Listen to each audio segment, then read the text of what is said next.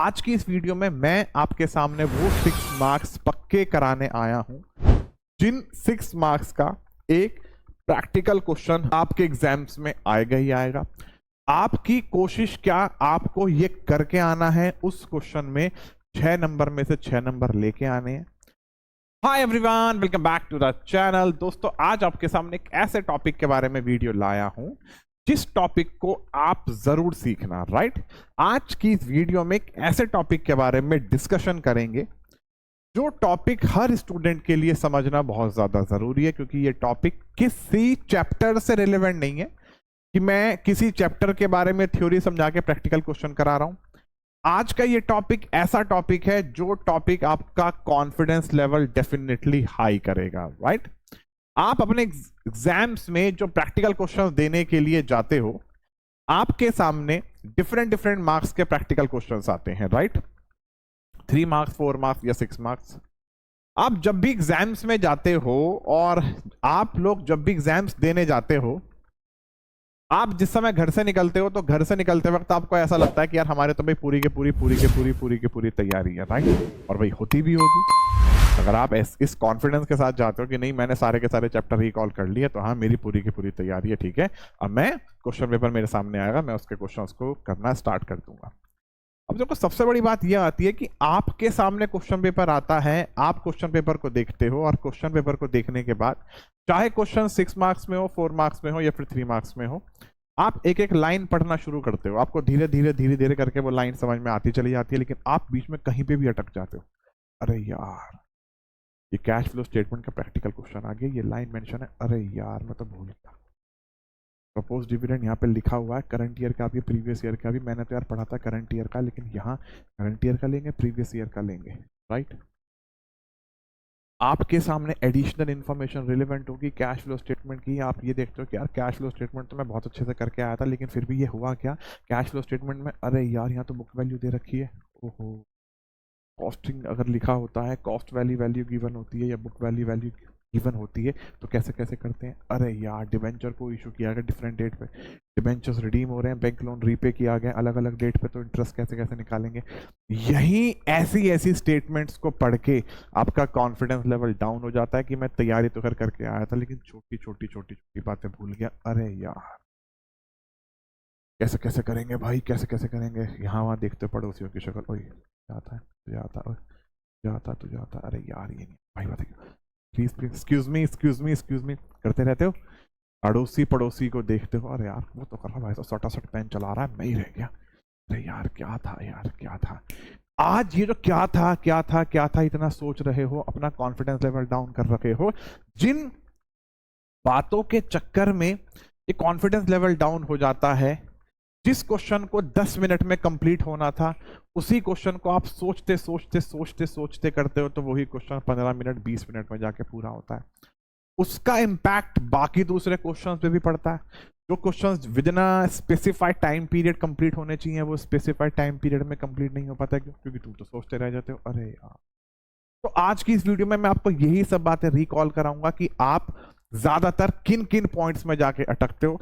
आपके सामने ये सब पॉइंट्स आएंगे ही आएंगे, तो इन पॉइंट्स में जाके आपको नहीं अटकना, क्योंकि काफी हद तक ऐसी ऐसी चीजें भी होती हैं जो कि आपके ब्रेन में रहती हैं कि जिनमें कैलकुलेशन को इतने खास नहीं करनी होती। जैसे सरप्लस है, सरप्लस के करंट ईयर और प्रीवियस ईयर का डिफरेंस आ जाता है। आप जानते हो कि भाई इनके डिफरेंस को ही लेते हैं।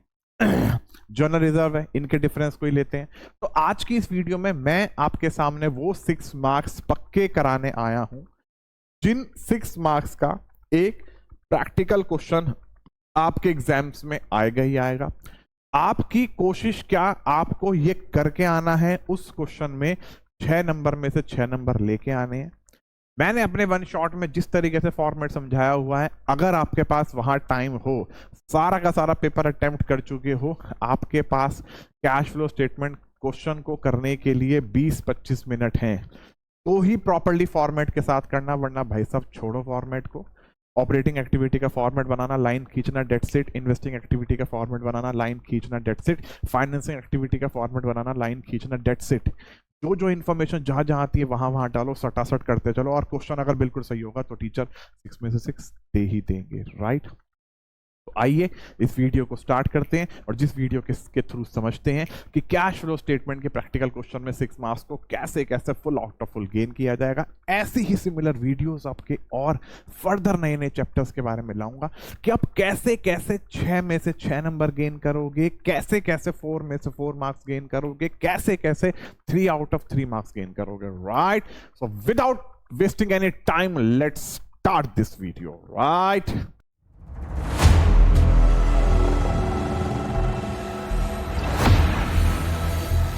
आओ सबसे पहले हम लोग डिस्कस करते हैं आपके सामने कैश फ्लो स्टेटमेंट का प्रैक्टिकल क्वेश्चन आएगा। आप तुरंत उसे देखोगे कि आपके सामने बैलेंस शीट गिवन होगी, बैलेंस शीट के साथ साथ नोट्स टू अकाउंट गिवन होगा, नोट्स टू अकाउंट के साथ साथ एडिशनल इन्फॉर्मेशन होगी। एडिशनल इन्फॉर्मेशन ज्यादातर वही होगी कि एक मशीनरी को खरीदा गया था, उसकी बुक वैल्यू ऐसे ऐसे इतनी है, सॉरी खरीदा गया कह रहा हूं, एक मशीनरी है जिसकी बुक वैल्यू इतनी है या फिर कॉस्टिंग इतनी है और उस पर डैप इतना इतना लग रहा है और उसे फर्दर ऐसे ऐसे इतने प्रॉफिट पे बेच दिया गया या फिर उसकी सेल वैल्यू गिवन होगी। तो आपके सामने यही एडिशनल इन्फॉर्मेशन आती है। टैक्स प्रोवाइडेड या टैक्स पेड के नाम से इंफॉर्मेशन गिवन होगी। याद रखना, टैक्स पेड अगर होगा तो क्या करोगे, टैक्स प्रोवाइडेड अगर गिवन होगा तो क्या करोगे। इन्हीं सब बातों के बारे में समझाने आया हूं। राइट, डिबेंचर को इशू किया गया है बीच में, यानी कि किसी भी डेट को इशू किया गया तो उस केस में इंटरेस्ट कैसे कैसे कैलकुलेट करेंगे। डिबेंचर्स कह रहा हूं, या बैंक लोन रीपे किया गया है तो रीपे भी किसी भी ड्यूरिंग द ईयर किया गया है, उसकी कोई सी भी डेट मेंशन है तो वहां आप कैसे कैसे कैलकुलेशन करोगे। प्रेफरेंस शेयर्स रिडीम हो रहे हैं, अभी तक आपने क्वेश्चन में ये नहीं देखा कि उसकी कोई डेट बता दी गई कि इस डेट को रिडीम हो रहे हैं, तो आप सीधा सीधा प्रीवियस ईयर के अमाउंट पे उसका डिविडेंड कैलकुलेट कर देते हो। लेकिन पता चला यार प्रेफरेंस शेयर तो बीच ईयर के बीच में रिडीम हो रहे हैं, तो उस केस में प्रीवियस ईयर के अमाउंट पे जो आप डिविडेंड कैलकुलेट करते हो 12 के 12 महीनों में नहीं कैलकुलेट किया जाएगा। जब प्रेफरेंस शेयर होल्डर का पैसा हो तो उन्हें टाइम के लिए यूज ही नहीं किया गया तो उसका डिविडेंड कहां बनता है इतना। भाई मेरी बात समझ में आ रही है भाई? तो आओ स्टार्ट करते हैं। सबसे पहली बात मेरी ध्यान देना, आपके सामने एडिशनल गिवन होगी, एक मशीनरी को खरीदा गया है या एक मशीनरी की कॉस्टिंग गिवन है या एक बुक वैल्यू गिवन है। अगर कॉस्टिंग लिखी होगी तो कॉस्टिंग में से एक्यूमुलेटेड डैप को माइनस कर लेना। राइट, एक्यूमुलेटेड डैप को माइनस करने के बाद ही जो वैल्यू आएगी उसका कंपैरिजन करना सेल वैल्यू के साथ। सेल वैल्यू के साथ कंपैरिजन करने के बाद जो प्रॉफिट या लॉस आएगा ऐसे ऐसे कैलकुलेट किया जाएगा, जिसको मैंने ऑलरेडी वन शॉट में समझाया हुआ है अपने कैश फ्लो स्टेटमेंट के कि cost minus accumulated dep minus profit या लॉस। राइट, अगर प्रॉफिट या लॉस गिवन होगा तो वहां से सेल वैल्यू कैलकुलेट करोगे और अगर सेल वैल्यू गिवन होगी तो कॉस्ट में से एक्यूमुलेटेड डैप माइनस कर देना, देन उसके बाद सेल वैल्यू माइनस कर देना, जो आंसर आएगा वो प्रॉफिट या लॉस। मेरी इस वीडियो को देखते वक्त रजिस्टर पेन जरूर लेके रखना। मेरी जो ये इंपॉर्टेंट बातें हैं इन सभी इंपॉर्टेंट बातों को रजिस्टर में नोट डाउन करते हुए चलना। मैं कोई लाइन बोलूं, मेरे लाइन बोलने के बाद तुरंत वीडियो पॉज करना, देन पॉज करने के बाद मैंने जो बोला उसे लिख लेना। अरे हाँ भाई सब इन्होंने ऐसे ऐसे ऐसे समझाया है, इसे लिख लेते हैं, क्योंकि ये सब लिखा हुआ आपके एग्जाम्स देने से पहले बस उसी नोट्स को, इन्हीं नोट्स को ही उठा के देख लेना। ये सब चीजें वहां आप अगर उठा के देखोगे तो सारी की सारी इंपॉर्टेंट बातें रिकॉल हो जाएंगी। राइट, तो इतना जरूर याद रखना। लेकिन अगर वहां मशीनरी की बुक वैल्यू गिवन है तो बुक वैल्यू का मतलब है कि इसमें से डेप्रिसिएशन यानी एक्यूमुलेटेड डैप ऑलरेडी माइनस किया हुआ है। एक्यूमुलेटेड डैप वर्ड यूज किया जाता है उस एसेट्स के ऊपर जिस एसेट्स को बेचा गया है और उसका खरीदने से लेके बेचने की डेट तक का टोटल इकट्ठा डेप्रिसिएशन। राइट, तो बुक वैल्यू भी गिवन हो, एक्यूमुलेटेड डैप भी गिवन हो तो बुक वैल्यू में से एक्यूमुलेटेड डैप को माइनस मत कर देना, बुक वैल्यू को डायरेक्टली कंपैरिजन करना सेल वैल्यू से, फिर इन दोनों का जो डिफरेंस आएगा वो प्रॉफिट या लॉस के नाम से आएगा। राइट, आप फॉर्मेट याद करके रखते हो, लेकिन वहां हमारे एग्जाम्स में हमसे गड़बड़ ही ये होती है कि यार ये लाइन दे रखी है क्या करूं, बुक वैल्यू मैंने तो भाई इस पर ध्यान ही नहीं दिया। अरे यार पेपर देके आते हो, अरे यार ये क्या गलती होगी भाई, पड़ोसी आपका दोस्त कहता है कि भाई साहब मैंने तो देख सोच लिया था, मैंने तो उन सर की वीडियो देखी थी, क्या तूने देखी? अरे नहीं देखी तो मैंने भी थी लेकिन मैं भूल गया ना।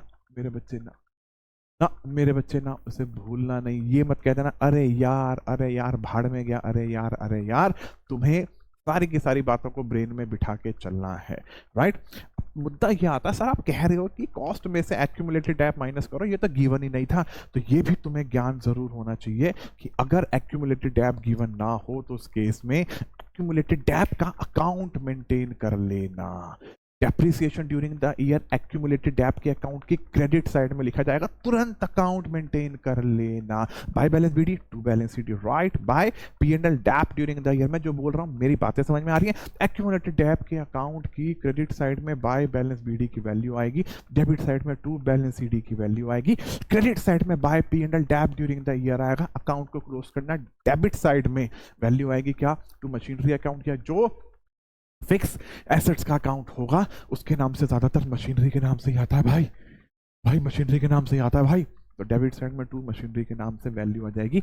एक्यूमुलेटेड डेप की वैल्यू यहाँ से आई, एक्यूमुलेटेड डेप की वैल्यू, राइट। इस एक्यूमुलेटेड डेप की वैल्यू को निकालने के बाद वहाँ फॉर्मूले में पुट करना, आंसर तुरंत के तुरंत आ जाएगा, राइट। तो ऐसे प्रॉफिट या लॉस अगर सही सही आ गए तो आप खुद सोचो, प्रॉफिट या लॉस की वैल्यू स्टार्टिंग में अगर सही आ गई तो cash flow from operating activity में भी सही वैल्यू रिकॉर्ड की जाएगी भाई। और अगर प्रॉफिट या लॉस को सही कैलकुलेट कर लिया तो परचेज की वैल्यू भी सही कैलकुलेट की जाएगी भाई। तो परचेज की वैल्यू सही आएगी तो इन्वेस्टिंग में भी सही ट्रांसफर होगे भाई। तो देख रहे हो पहली एडिशनल इंफॉर्मेशन का इंपैक्ट कहां कहां पड़ रहा है, वहीं पे अगर अरे यार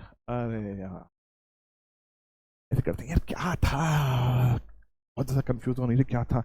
पड़ोसी भाई, पड़ोसी ऐसे थे, तुम पड़ोस वाले बच्चे को ना देखते ऐसे रहे, तुरंत टीचर देख रहे हैं तुम्हें, भाई सीधा बैठ। जी सर जी सर जी सर जी सर। तो ऐसी सिचुएशन ना, एक टीचर तुम्हें कह रहा है सीधा बैठ, इसमें इंसल्ट हो गई। तो ऐसे कारनामे करने क्यों, इसलिए कह रहा हूँ भाई की वीडियो देख के जाना, ये सारे के सारे इंपॉर्टेंट पॉइंट्स ब्रेन में बिठा लेना। मेरी वॉइस क्या पता धीरे धीरे आ रही हो, तो भाई साहब इसलिए कह रहा हूँ हेडफोन लगा के सुन लेना, ढंग से सुनाई देगा, राइट। पहला पॉइंट क्लियर हो गया। सेकंड, आप देखते हुए टैक्स पेड लिखा होता है, टैक्स पेड एडिशनल इंफॉर्मेशन में होगा, तुरंत नोट्स टू अकाउंट में जाना। क्या पता प्रोविजन फॉर टैक्स के ओपनिंग क्लोजिंग बैलेंस गिवन है, अगर ओपनिंग क्लोजिंग बैलेंस गिवन होंगे तुरंत प्रोविजन फॉर टैक्स अकाउंट बनाना। By balance BD to balance CD, by balance BD का मतलब opening balance, to balance CD का मतलब क्लोजिंग बैलेंस। अब प्रोविजन फॉर टैक्स पेड कहाँ था, यहीं पे। अरे यार पेड डेबिट था क्रेडिट था, अरे यार यहाँ टैक्स, चल मैं जानता तो हूँ, प्रोविजन फॉर टैक्स अकाउंट बनाना जानता तो हूँ, बाय बैलेंस बीडी ऐसे आता, टू बैलेंस सीडी आता, लेकिन साला ये समझ में नहीं आ रहा ये टैक्स पेड डेबिट करूँ या क्रेडिट। भूल गया यार, पता चला टैक्स पेड तो डेबिट होना था, होता ही डेबिट है, लेकिन तुमने कर दिया क्रेडिट। और तुम कॉन्फिडेंस, भाई साहब मैंने प्रोविजन फॉर टैक्स अकाउंट बना के आया हूँ और टैक्स पेड को क्रेडिट साइड में लिख के आया हूँ और टैक्स मेड निकाल के आया हूँ। भाई साहब टैक्स मेड को मैं जानता हूँ, नेट प्रॉफिट को कैलकुलेट करने में जोड़ते हैं और उसे माइनस करते हैं। हाँ भाई साहब कॉन्फिडेंस। अरे लेकिन आने के बाद अपने ही फ्रेंड सर्कल के साथ डिस्कस करा कि भाई तूने ऐसे से कर दिया था, हाँ यार कर दिया।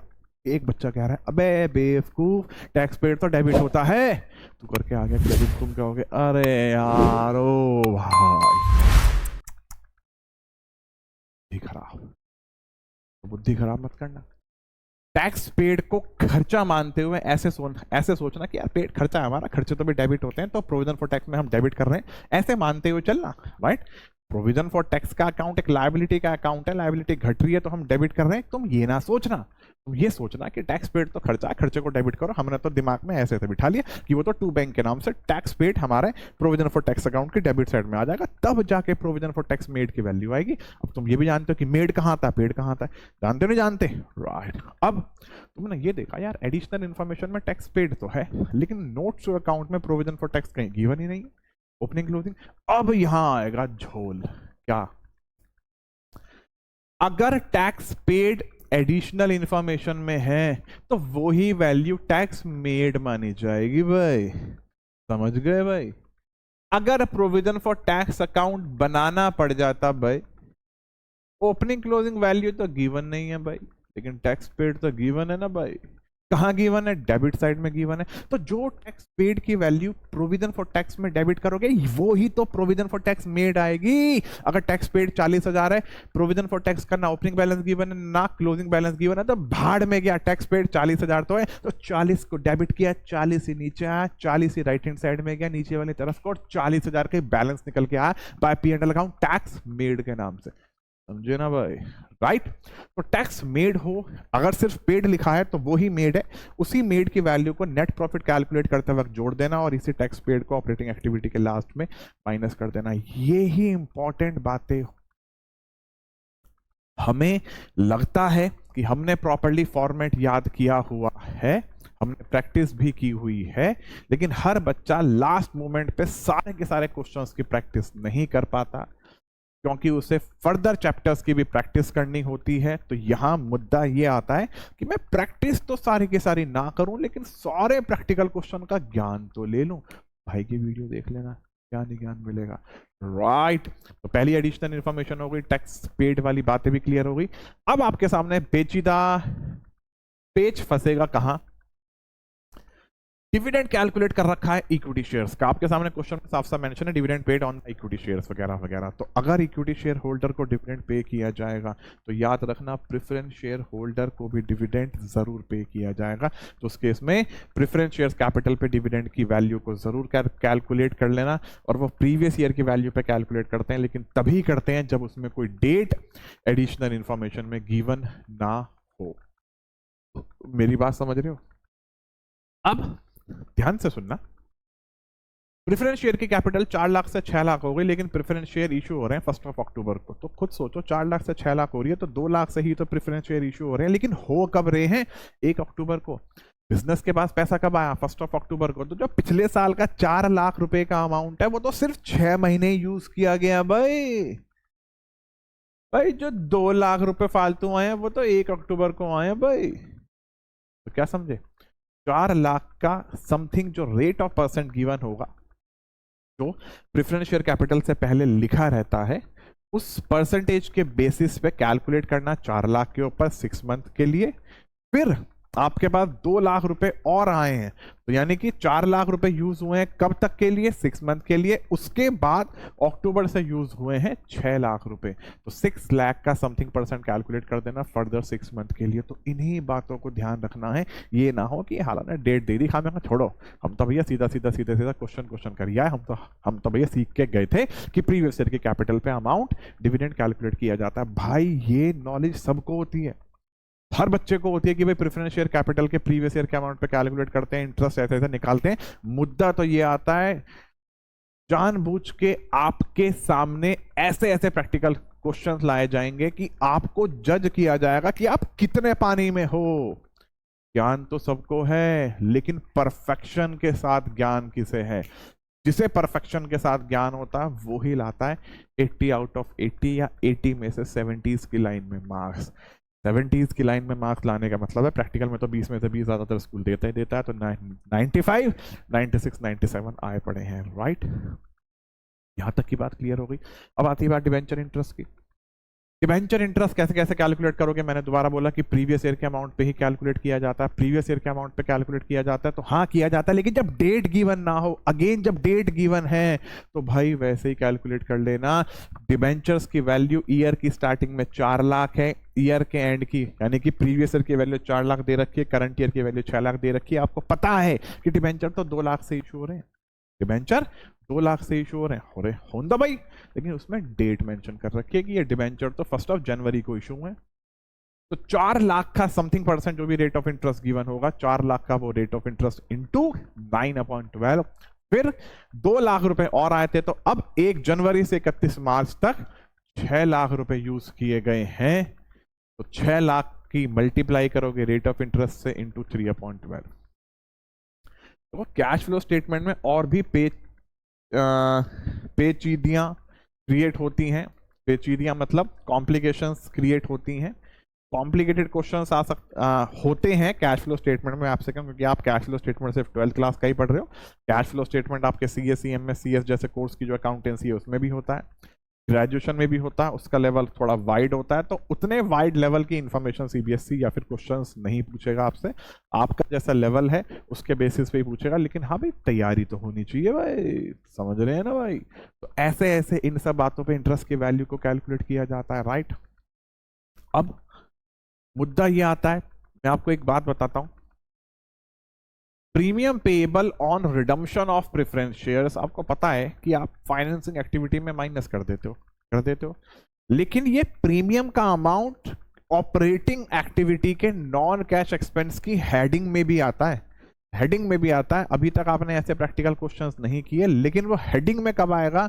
जब आपके सामने एडिशनल इंफॉर्मेशन में लिखा हो कि इस प्रीमियम के अमाउंट को प्रॉफिट एंड लॉस अकाउंट के डेबिट साइड में भी रिकॉर्ड किया गया है, या इस प्रीमियम के अमाउंट को statement of P and L account से राइट ऑफ किया गया है। आपने चैप्टर पढ़ा हुआ है भाई, कौन सा?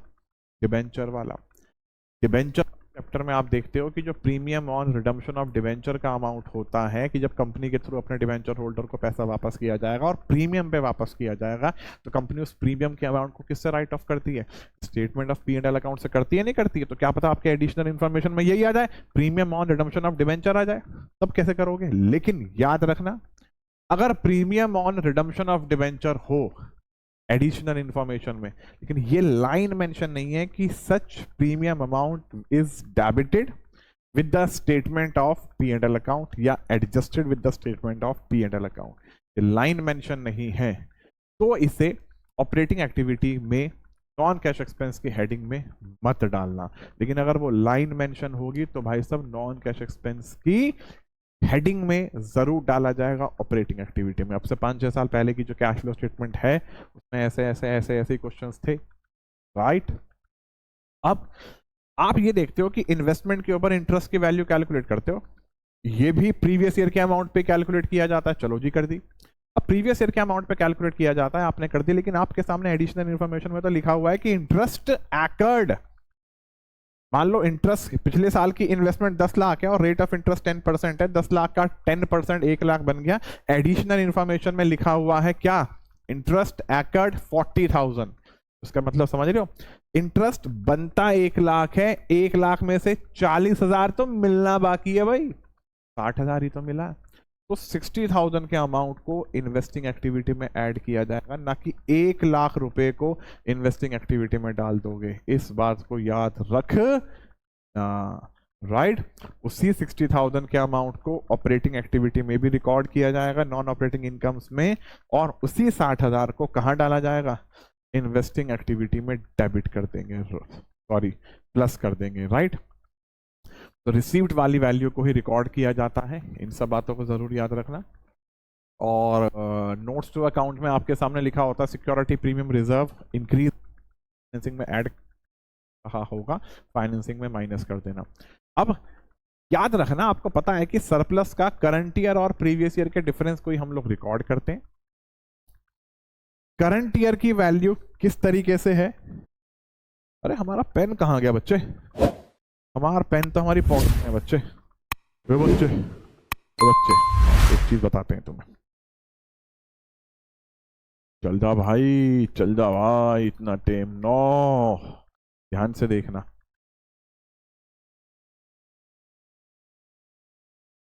दो 2017, 2018, यहाँ 6 लाख है, यहाँ 3 लाख है, 6 में से 3 गए, डिफरेंस आया 3 लाख का। इस 3 लाख के अमाउंट को सीधा सीधा कहाँ डाल देना? नेट प्रॉफिट को, जो ऑपरेटिंग एक्टिविटी की स्टार्टिंग में निकालते हो नेट प्रॉफिट बिफोर टैक्स, वहां डाल देना। यही अगर मैं आपसे ये चीज कह दूं, और यहाँ 2018 के 6 लाख माइनस में गिवन है, यानी कि करंट ईयर में तो लॉस हो रहा भाई, और प्रीवियस और करंट ईयर के स्टार्टिंग में 3 लाख का प्रॉफिट था, तो खुद सोचो, माइनस के 6 lakh minus 3 lakh, minus minus plus, sign minus का, तो ये 9 लाख रुपए नेट प्रॉफिट में जाएगा। ये अगर मैं प्लस का साइन बना दूं तो आंसर आएगा कितना? 3 लाख का। ये 3 लाख जाएगा ऐसे ही नेट प्रॉफिट को कैलकुलेट करते वक्त, राइट। अब अगर मैं आपके सामने ऐसे ऐसे ऐसे ऐसे कर दूं, कैसे कैसे कर दूं, ध्यान से मेरी बातें सुनना। यहां मैंने 3 लाख और ये चीज कर रखी है, अगर मैं आपके सामने ऐसे कर दूं 3 लाख माइनस के और 6 लाख प्लस के, तो अब देखो,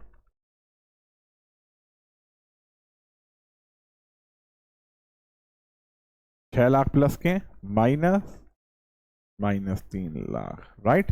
तो इसमें क्या अंतर है? माइनस माइनस प्लस, तो 6 में 3 जोड़े 9 लाख आ गया। अब ये 9 लाख रुपीस ऐड किया जाएगा नेट प्रॉफिट में।